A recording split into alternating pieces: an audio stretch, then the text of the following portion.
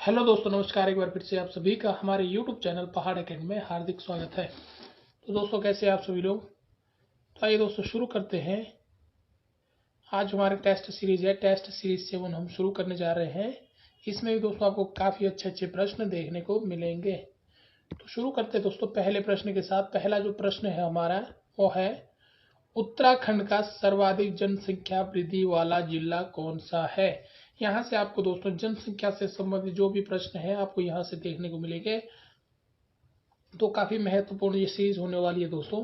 तो जल्दी से कमेंट कीजिए। तो उत्तराखंड का सर्वाधिक जनसंख्या वाला जिला कौन सा है? इसका राइट आंसर क्या है? हरिद्वार है, नैनीताल है, उधम सिंह नगर है या देहरादून है? तो कौन सा है दोस्तों? तो कौन सा है दोस्तों उत्तराखंड की सर्वाधिक जनसंख्या वाला वृद्धि वाला जिला कौन सा है? इसका राइट आंसर क्या रहने वाला है? हरिद्वार है, उधम सिंह नगर है? तो जल्दी से कमेंट कीजिए दोस्तों। तो इसका राइट आंसर है दोस्तों ऑप्शन नंबर को, यानी कि हरिद्वार। हरिद्वार में दोस्तों आपको जो है जनसंख्या वृद्धि सबसे ज्यादा जनसंख्या देखने को मिलेगी। तो कितनी मिलेगी दोस्तों? यहाँ पर आपको यहाँ पर जो है 18,90,422 कितनी है? 18,90,422 दोस्तों आपको यहाँ पर जनसंख्या देखने को मिलेगी। दूसरे नंबर पे बात करें दोस्तों, दूसरे नंबर पे कौन सा है? दूसरे नंबर पे आपका देहरादून है। देहरादून की जनसंख्या की बात करें तो कितनी है दोस्तों? 16,96,694 दोस्तों आपको यहाँ पर क्या है जनपद जनसंख्या देखने को मिलेगी। तीसरे नंबर पे आता है दोस्तों आपका क्या? उधम सिंह नगर। तीसरे नंबर पे कौन सा आता है? आपको भी इनका क्रम याद होना चाहिए। उधम सिंह नगर की बात करें तो 16,48,902 दोस्तों आपको यहाँ पर जनसंख्या देखने को मिलेगी। और चौथे नंबर की अगर हम बात करें तो चौथे नंबर पे कौन सा आता है दोस्तों? चौथे नंबर पे आता है आपका नैनीताल। नैनीताल की जनसंख्या कितनी है? नैनीताल की जनसंख्या की बात करें तो 9,54,605 दोस्तों आपको यहाँ पर जनसंख्या देखने को मिलेगी। और इसके बाद आता है दोस्तों पांचवें नंबर पे कौन सा आता है? पांचवें नंबर पे आता है आपका पौड़ी गढ़वाल। कौन सा आता है? पौड़ी गढ़वाल। पौड़ी गढ़वाल की बात करें दोस्तों तो यहाँ पर आपको कितनी जनसंख्या देखने को मिलेगी? 6,87,271। 6,87,271। तो पहला, दूसरा, तीसरा, चौथा, पांचवा जो भी है दोस्तों आपको जो है यह सभी नोट करना है, क्योंकि आपसे जो है क्रम पूछा जाएगा। तो अगला प्रश्न आता है, प्रश्न नंबर 2 है कि उत्तराखंड का न्यूनतम जनसंख्या वृद्धि 2001-2011 के जनगणना अनुसार वाला कौन सा है? तो सबसे कम जनसंख्या किस जनपद में पाई जाती है दोस्तों? न्यूनतम। इसका राइट आंसर क्या है? इनमें से किस में दोस्तों? तो इसका राइट आंसर क्या है दोस्तों? Option number B. जो न्यूनतम जनसंख्या वृद्धि की बात की है दोस्तों, यहाँ पर जो है जनसंख्या वृद्धि आपको काफी ज्यादा कम देखने को मिलेगी 2001-2011 की जनगणना के अनुसार। तो बात करें दोस्तों तो सबसे कम जनसंख्या किस उसमें पाई जाती है? सबसे कम जनसंख्या वाला जनपद कौन सा है? सबसे कम जनसंख्या वाला जनपद आपको रुद्रप्रयाग देखने को मिलेगा। कौन सा प्रयाग? रुद्रप्रयाग आपको देखने को मिलेगा सबसे कम। उत्तराखंड में सबसे कम जनसंख्या किस जनपद में पाई जाती है? रुद्रप्रयाग में पाई जाती है। कितनी दोस्तों इसमें पाई जाती है? 2,42,285। कितनी पाई जाती है? 285। सबसे कम जनसंख्या किसमें पाई जाती है? रुद्रप्रयाग में पाई जाती है। सेकंड नंबर पे कौन सा आता है दोस्तों? दूसरे नंबर पे जो आपका आता है, दूसरे नंबर पे आता है, दूसरे नंबर पे दोस्तों आपको जो है चंपावत देखने को मिलेगा। कौन सा? चंपावत देखने को मिलेगा। चंपावत की बात करें दोस्तों तो इसकी जनसंख्या कितनी है? इसकी जनसंख्या है 2,59,648 जो दोस्तों आपको यहाँ पर जनसंख्या देखने को मिलेगी। तीसरे नंबर पे बात करें दोस्तों, तीसरे नंबर पे आपका आता है बागेश्वर। बागेश्वर की अगर हम बात करें तो यहाँ पर आपको कितनी जनसंख्या देखने को मिलेगी दोस्तों? 2,59,898 दोस्तों आपको यहाँ पर जनसंख्या देखने को मिलेगी। चौथे नंबर पे जो आता है आपका दोस्तों उत्तरकाशी। उत्तरकाशी में दोस्तों सबसे कम जनसंख्या वृद्धि दर थी। वृद्धि दर की बात की, यानी कि यहाँ पर जनसंख्या में काफी कम वृद्धि हुई थी। तो यह चौथे नंबर पर जनसंख्या के आधार पर उत्तरकाशी का कौन सा स्थान है? चौथा स्थान है।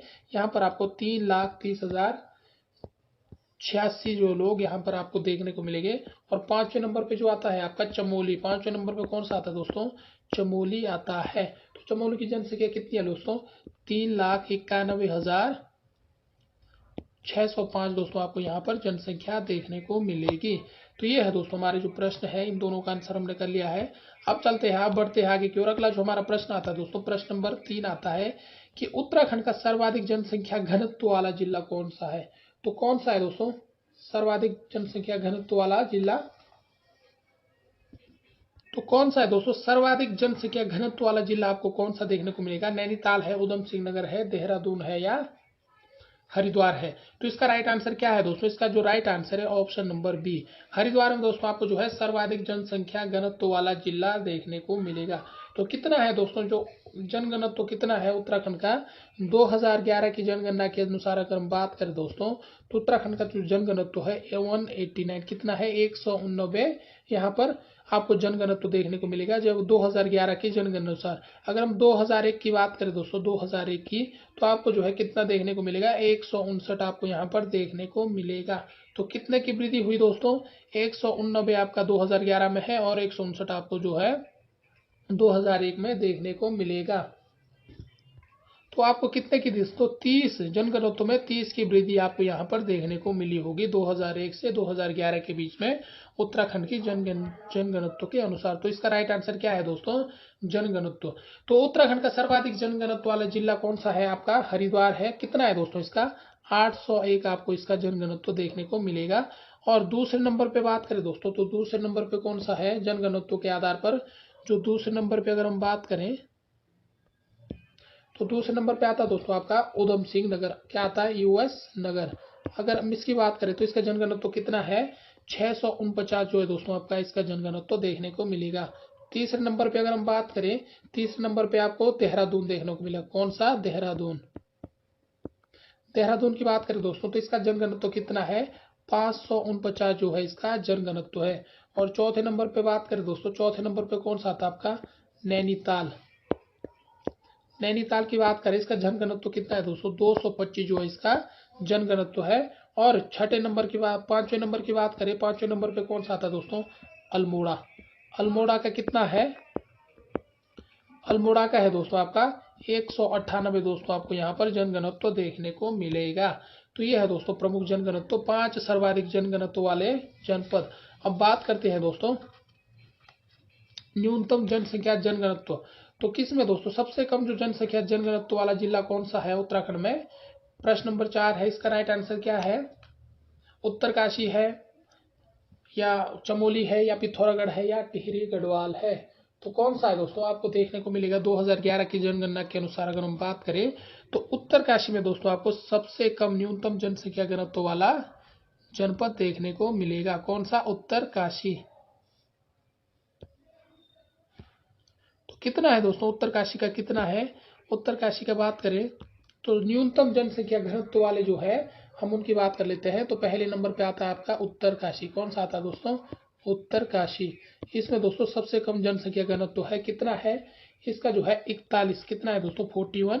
दूसरे नंबर पे जो आपका आता है चमोली। चमोली की बात करें दोस्तों, चमोली में आपको कितना देखने को मिलेगा? 49। और तीसरे नंबर पे जो आता है दोस्तों आपका पिथौरागढ़। पिथौरागढ़ में दोस्तों आपको कितना देखने को मिलेगा? पिथौरागढ़ का जो जनसंख्या जो घनत्व है वह कितना है? 68। और चौथे नंबर पे कौन सा आता है दोस्तों सबसे कम? बागेश्वर। बागेश्वर का कितना है दोस्तों? 116। और पांचवें नंबर पे जो आता है दोस्तों आपका वो आता है रुद्रप्रयाग। रुद्रप्रयाग की अगर हम बात करें दोस्तों, तो आपको जो यहाँ पर 122 देखने को मिलेगा। कितना देखने को मिलेगा दोस्तों? 122 आपको देखने को मिलेगा। तो सबसे ज्यादा जो जनसंख्या घनत्व वाला जिला है, जनपद है, वो है आपका हरिद्वार। इसको भी आपको नोट कर लेना, कितना हरिद्वार है। और दूसरे नंबर पे सबसे कम जो जनसंख्या घनत्व वाला है दोस्तों वो कौन सा है आपका? उत्तरकाशी। इन बात को दोस्तों आपको अच्छे से नोट कर लेना है। तो ये है 5 सबसे कम जनघनत्व वाले जिले जिनके बारे में हमने चर्चा कर ली है। और इससे पहले हमने दोस्तों जो सर्वाधिक जो जनघनत्व वाले जिले हैं उनके बारे में चर्चा की थी। तो अब बात करते हैं दोस्तों उत्तराखंड के किस जिले में साक्षरता का प्रतिशत सर्वाधिक है। अगला जो प्रश्न आता है दोस्तों कौन सा आता है? प्रश्न नंबर 5 आता है साक्षरता से संबंधित। तो साक्षरता की बात करें दोस्तों, तो साक्षरता उत्तराखंड की कुल साक्षरता कितनी है दोस्तों 2011 की जनगणना के अनुसार? आपको बता दें दोस्तों 78.8% है। कितनी है? 78.8% जो दोस्तों आपको यहाँ पर साक्षरता देखने को मिलेगी। तो इस बात का, इस पॉइंट का जो राइट आंसर क्या है दोस्तों? किसमें जो है साक्षरता का प्रतिशत सर्वाधिक है। तो साक्षरता का प्रतिशत दोस्तों आपको सर्वाधिक किस जनपद में देखने को मिलेगा। इसका राइट आंसर क्या है, ऑप्शन नंबर ए देहरादून या नैनीताल या गढ़वाल या चंपावत। इसका राइट आंसर क्या है दोस्तों, आपको यहाँ पर देहरादून देखने को मिलेगा। तो बात करते हैं दोस्तों साक्षरता की। तो साक्षरता की अगर हम बात करें तो उत्तराखंड की साक्षरता कितनी है 2011 की जनगणना के अनुसार 78.8%। 2011 की साक्षरता दर। और भारत की साक्षरता दर कितनी है दोस्तों, भारत की जो कुल साक्षरता दर है वो है 73.0%। तो कितने की वृद्धि हुई दोस्तों, जो उत्तराखंड की है 5 पॉइंट भारत की साक्षरता दर से कितने हैं 5%, 5.8% आगे है। तो इस बात को भी आपको अच्छे से नोट कर लेना है। अब बात करते हैं दोस्तों जो सबसे ज्यादा जो सर्वाधिक जो साक्षरता वाले कौन कौन से हैं। तो सबसे ज्यादा जो सर्वाधिक साक्षरता वाले जनपद है प्रतिशत के हिसाब से सबसे ज्यादा जो साक्षरता किसमें पाई जाती है दोस्तों, देहरादून। किसमें पाई जाती है, देहरादून में पाई जाती है। कितनी पाई जाती है दोस्तों, देहरादून में 84.25%। तो ये है सर 25%। दूसरे नंबर पे आपको नैनीताल देखने को मिलेगा जिसकी है 83.88%। जो तीसरे नंबर पे आपको चमोली देखने को मिलेगा जिसकी है दोस्तों 82.65%। चौथे नंबर पे आपको पिथौरागढ़ देखने को मिलेगा, कितनी है 82.25%।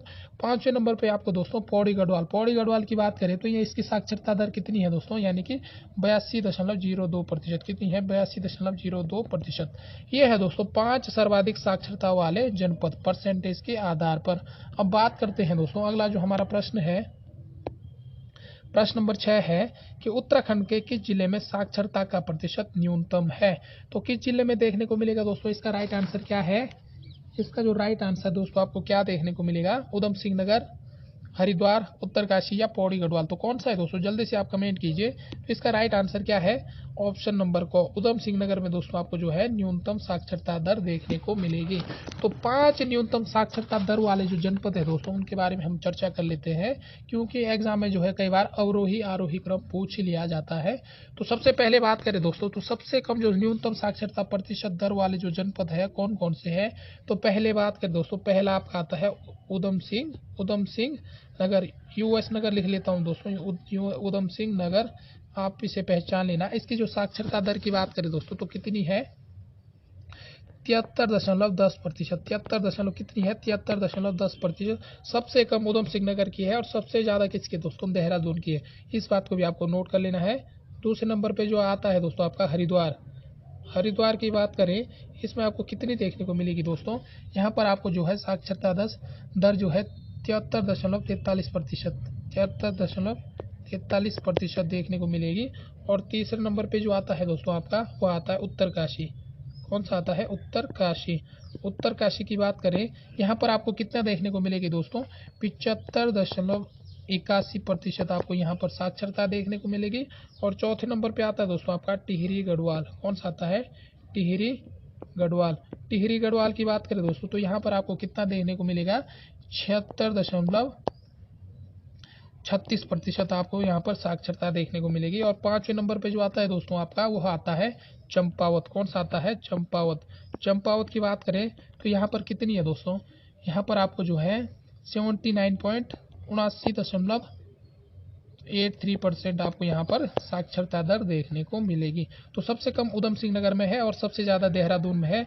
दूसरे नंबर पर दोस्तों सबसे कम कौन सा, हरिद्वार। तीसरे नंबर पर आपका उत्तरकाशी आता है। चौथे नंबर पर टिहरी गढ़वाल और पांचवें नंबर पर आपका कौन सा आता है दोस्तों, चंपावत आता है। तो इन पॉइंट को दोस्तों आपको अच्छे से नोट कर लेना है।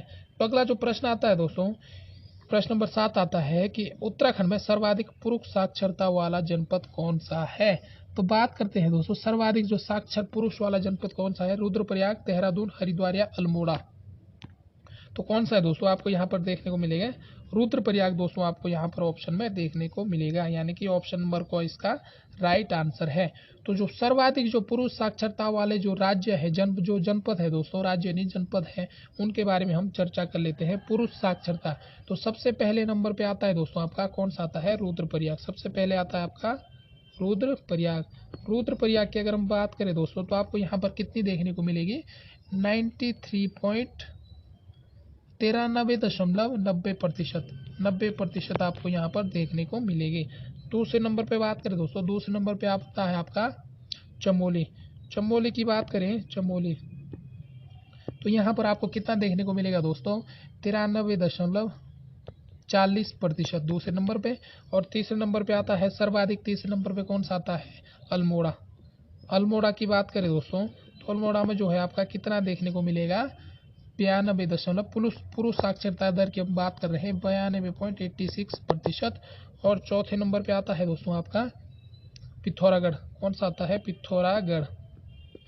पिथौरागढ़ की बात करें दोस्तों, तो यहाँ पर आपको कितना देखने को मिलेगा, 92.75% जो है आपको यहाँ पर साक्षरता देखने को मिलेगी, पुरुष साक्षरता।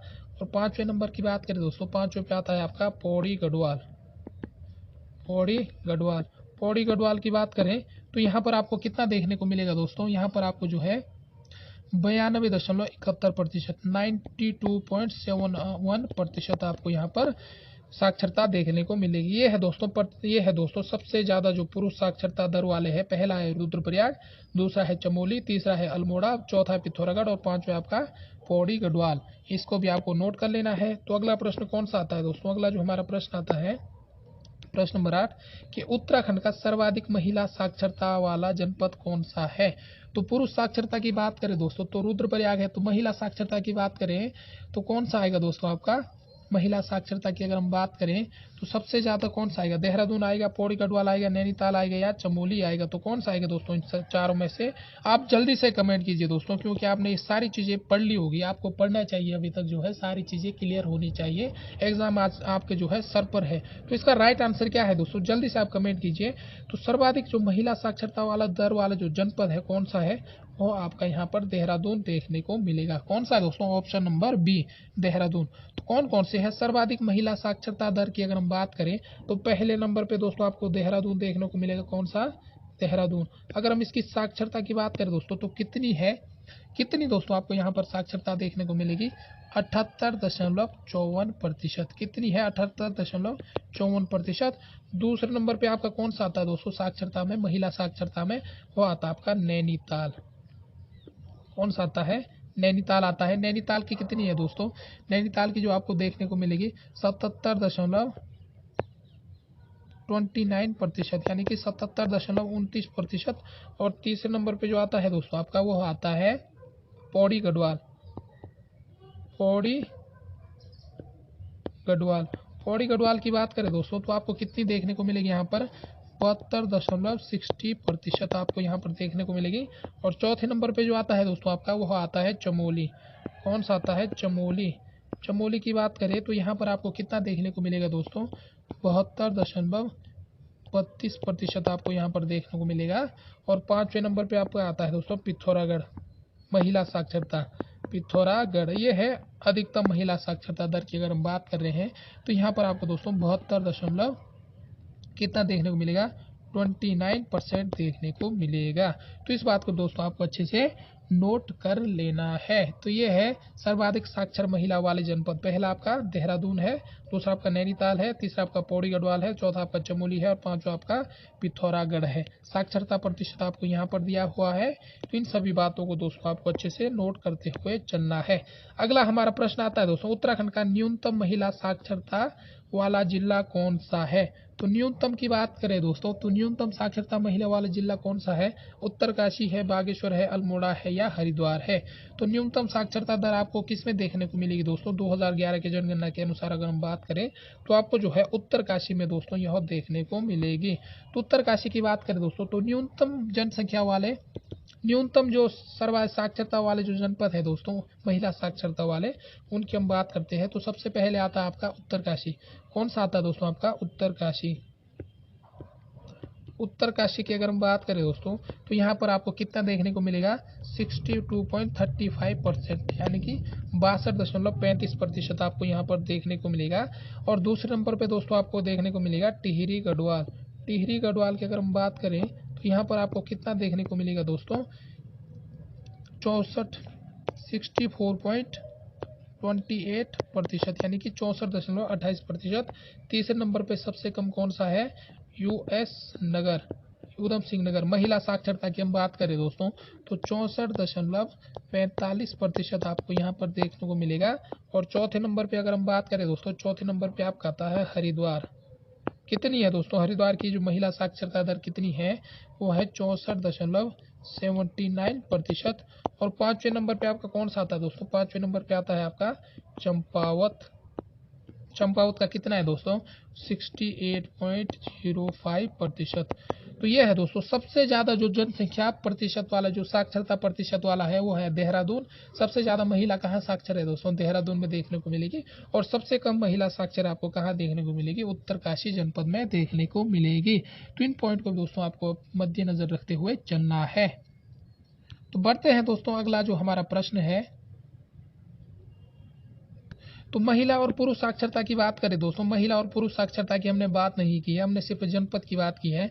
तो पुरुष साक्षरता की अगर हम बात करें दोस्तों, 2011 की जनगणना के अनुसार पुरुष साक्षरता कितनी है, टोटल जो पुरुष साक्षरता है वो है 87.4%। ये है दोस्तों 2011 के अनुसार।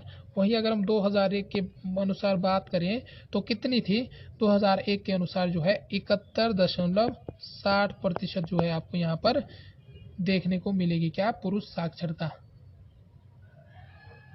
कुल साक्षरता 2001 के अनुसार कितनी है दोस्तों, 71.60%।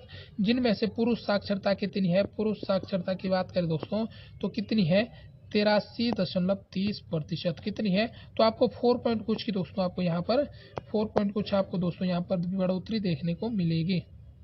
और महिला साक्षरता की बात करें, महिला साक्षरता कितनी है दोस्तों, महिला 2011 की जनगणना के अनुसार बात करें तो टोटल महिला साक्षरता कितनी है दोस्तों, 70% जो है दोस्तों आपको यहाँ पर 70.0% जो है आपको महिला साक्षरता देखने को मिलेगी।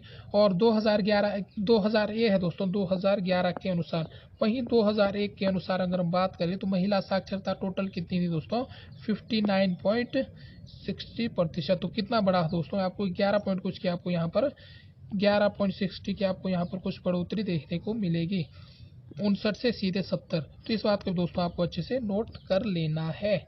तो बात करते हैं दोस्तों, अगला जो प्रश्न आता है हमारा, प्रश्न आता है प्रश्न नंबर 10 है कि उत्तराखंड राज्य में जनघनत्व प्रति वर्ग किलोमीटर कितना है। तो कितना है दोस्तों उत्तराखंड का जो जनघनत्व है प्रति वर्ग किलोमीटर कितना है, जल्दी से कमेंट कीजिए। तो जनघनत्व क्या होता है दोस्तों, यानी कि 1 वर्ग किलोमीटर में औसतन निवासित व्यक्तियों की संख्या को जनघनत्व कहते हैं। तो कितना है दोस्तों, 160, 158, 189 या 157। तो कितना है दोस्तों जो जनघनत्व कितना है, अभी हमने इससे पहले चर्चा की, यानी कि 189 प्रति व्यक्ति वर्ग किलोमीटर, 189 है 2011 के जनगणना के अनुसार। वहीं अगर हम 2001 की बात करें, 2001 में कितना है दोस्तों, 2001 में यह 159 था। तो इस बात को दोस्तों आपको अच्छे से नोट कर लेना है। तो अगला प्रश्न आता है कि प्रश्न नंबर 11 आता है, साक्षरता दर के मामले में 2011 की जनगणना के अनुसार उत्तराखंड भारतीय राज्यों में किस स्थान पर है। तो कौन से नंबर पे है दोस्तों, इसका राइट आंसर क्या रहने वाला है, साक्षरता दर के मामले में उत्तराखंड का क्या स्थान है भारत में।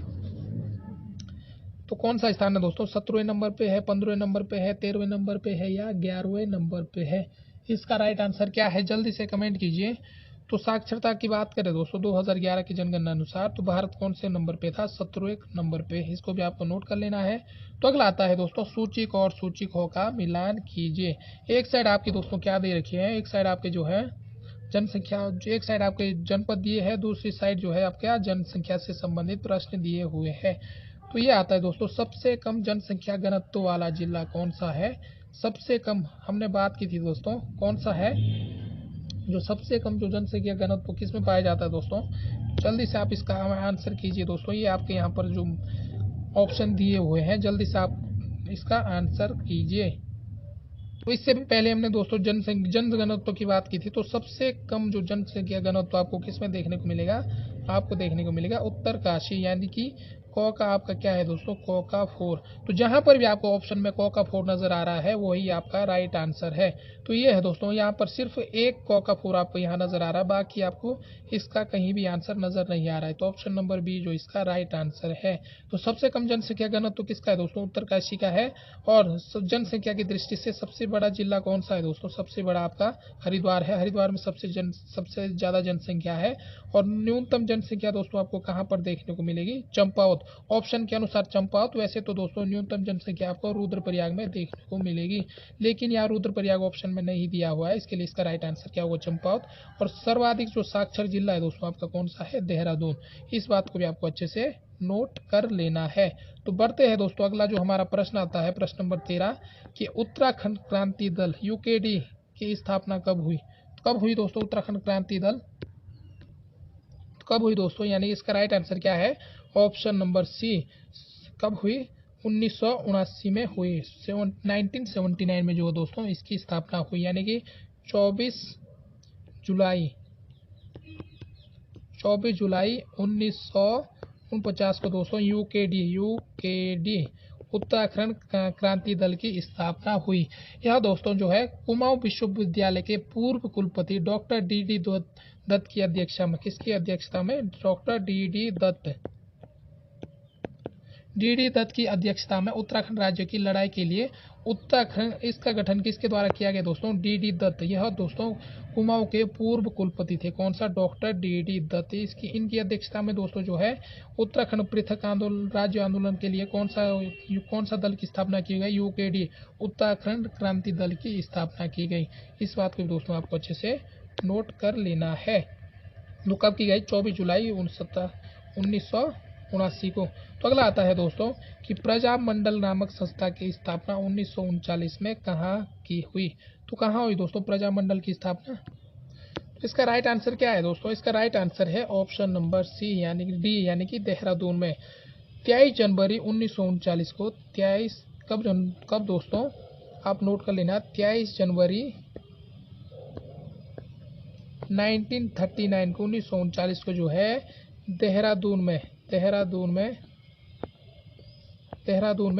टिहरी प्रजामंडल की स्थापना की गई। टिहरी प्रजामंडल की स्थापना की गई। कब की गई, 23 जनवरी 1939 को। और इसकी कमान सौंपकर किसको, श्रीदेव सुमन को जो दोस्तों इसकी कमान सौंपी गई। किसे सौंपी गई, श्रीदेव सुमन को जो दोस्तों इसकी कमान सौंपी गई। तो इस पॉइंट को दोस्तों आपको अच्छे से नोट कर लेना है। तो अगला जो प्रश्न आता है दोस्तों कौन सा आता है, कौशिक समिति का कब गठित की गई। तो कौशिक समिति का गठन कब हुआ, कब किया गया दोस्तों, इसका राइट आंसर क्या है, 4 जनवरी 1994 में। कब किया गया, 4 जनवरी 1994 में दोस्तों कौशिकी समिति का गठन किया गया। तो कौन थे दोस्तों इसके अध्यक्ष, कौन थे, इसके अध्यक्ष थे दोस्तों रमाशंकर कौशिक थे, यानी कि रमाशंकर कौशिक थे। और दोस्तों जो है 19 मई 1994 जो दोस्तों कौशिक समिति ने उत्तराखंड राज्य पर अपनी राय प्रस्तुत की। और 21 जून 1994 को, इस डेट को आपको याद रखना दोस्तों, 21 जून 1994 को किसने, मुलायम यादव सरकार ने, मुलायम यादव की सरकार ने जो है कौशिक समिति की सिफारिश स्वीकार की। यानी कि कौशिक समिति की सिफारिश तो इसने स्वीकार की, कौशिक समिति की सिफारिश स्वीकार की।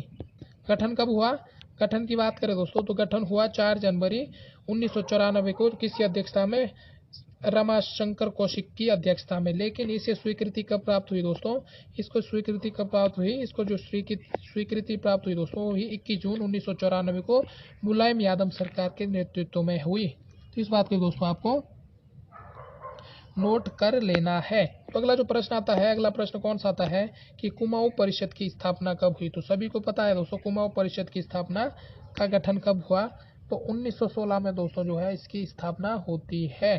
तो इस बात को भी आपको अच्छे से नोट कर लेना है। तो कब होती है? ऑप्शन नंबर सी 1916 में। तो अगला आता है कुमाऊं कांग्रेस कमेटी का गठन कब हुआ? तो कब हुआ दोस्तों कुमाऊं में कांग्रेस कमेटी का गठन कब हुआ? इसका राइट आंसर क्या है? 1910, 1911, 1912, 1913 में। तो इसका जो गठन होता है दोस्तों कब होता है? 18 का राइट आंसर क्या है? ऑप्शन नंबर सी 1912 में होता है। तो अभी हमने दोस्तों जो है बात की है 1916 में, जो है 1916 में कुमाऊं परिषद की स्थापना होती है। किसकी स्थापना होती है? कुमाऊं परिषद की स्थापना होती है। तो बात करते हैं किस किसने जो दोस्तों इसकी स्थापना की। तो इसमें आपको पंडित गोविंद वल्लभ पंत, इनको दोस्तों आपको नोट कर लेना है, क्योंकि यहाँ से आपका प्रश्न बनता है कि कौन कुमाऊं परिषद के गठन में शामिल नहीं था। वल्लभ पंत, और दूसरे है दोस्तों आपका दूसरे नंबर पे कौन सा है? दूसरा आता है बद्रीदत्त पांडे। बद्रीदत्त पांडे, और कौन कौन है दोस्तों? लक्ष्मी शाह। इसके अलावा कौन कौन से आते हैं दोस्तों? इंद्रलाल शाह। कौन आता है? इंद्रलाल शाह। और कौन आते दोस्तों? इसके बाद आते हैं हरगोविंद पंत। हरगोविंद पंत और चंद्रलाल शाह। इंद्रलाल चंद्रलाल शाह। और इसके बाद आते दोस्तों मोहन सिंह। मोहन सिंह, ये सभी नाम दोस्तों आपको इन सभी नाम को अच्छे से नोट कर लेना है। उसके बाद आता है प्रेम वल्लभ पांडे। कौन आता है? प्रेम वल्लभ पांडे। उसके बाद कौन आते हैं दोस्तों आपका? उसके बाद आता है भोला दत्त पांडे। भोला दत्त पांडे, इसको भी आपको नोट कर लेना है। और फिर आता है दोस्तों मोहन जोशी। मोहन जोशी, इन सभी ने मिलकर जो है दोस्तों 1916 में जो है कुमाऊं परिषद की स्थापना की। इस बात को भी आपको दोस्तों अच्छे से नोट कर लेना है।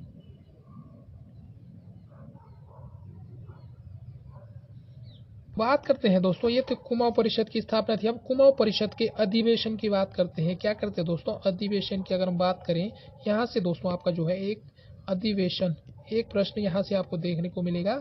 अधिवेशन काफी महत्वपूर्ण है दोस्तों, 100% यह महत्वपूर्ण टॉपिक है। तो बात करते हैं, पहला जो अधिवेशन होता है फर्स्ट, वह होता है 1917 में। कहाँ होता है दोस्तों? अल्मोड़ा में होता है। कहाँ होता है? अल्मोड़ा। अल्मोड़ा में होता है। किसकी अध्यक्षता में होता है दोस्तों? जयदत्त जोशी। किसकी अध्यक्षता में होता है? जयदत्त जोशी। इसको भी आपको नोट कर लेना है। और दूसरा जो अधिवेशन होता है दोस्तों वो होता है 1918 में। कब होता है? 1918 में। कहाँ पर होता है? हल्द्वानी। कुमाऊं परिषद का जो दूसरा अधिवेशन होता है हल्द्वानी में होता है। और अध्यक्षता कौन थे दोस्तों? तारादत्त गैरोला। कौन थे? तारादत्त गैरोला जो दोस्तों इसकी अध्यक्षता करते हैं। और तीसरा जो अधिवेशन होता है दोस्तों वो होता है 1919 में होता है। कहाँ पर होता है? कोटद्वार। इस बात को भी आपको नोट कर लेना है। और इसकी अध्यक्षता कौन करता है? बद्रीदत्त जोशी। बद्रीदत्त जोशी जो दोस्तों इसकी अध्यक्षता करते हैं। इस बात को भी आपको नोट कर लेना है। और चौथा जो अधिवेशन होता है वो होता है, कब होता है? 1920। कब होता है दोस्तों? 1920। कहाँ होता है? टनकपुर चंपावत में। टनकपुर चंपावत में होता है। इसकी अध्यक्षता दोस्तों कौन करते हैं? हरगोविंद पंत। कौन करता है? हरगोविंद पंत जो दोस्तों इसकी अध्यक्षता करते हैं। तो कहाँ होता है दोस्तों जो चौथा अधिवेशन होता है दोस्तों? वो होता है टनकपुर नहीं होगा दोस्तों, यह कहाँ होता है आपका? यह होता है काशीपुर में। कहाँ होता है? काशीपुर उधम सिंह नगर में। अब आता है दोस्तों जो पांचवा जो अधिवेशन आता है कुमाऊं का, वो होता है 1923 में। कब होता है? 1923 में। यह होता है टनकपुर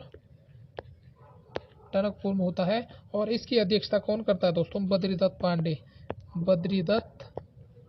पांडे द्वारा जो दोस्तों इसकी अध्यक्षता की जाती है। और छठा जो होता है दोस्तों लास्ट अधिवेशन, जब जो है कब होता है दोस्तों? कहाँ पर होता है? 1926 में।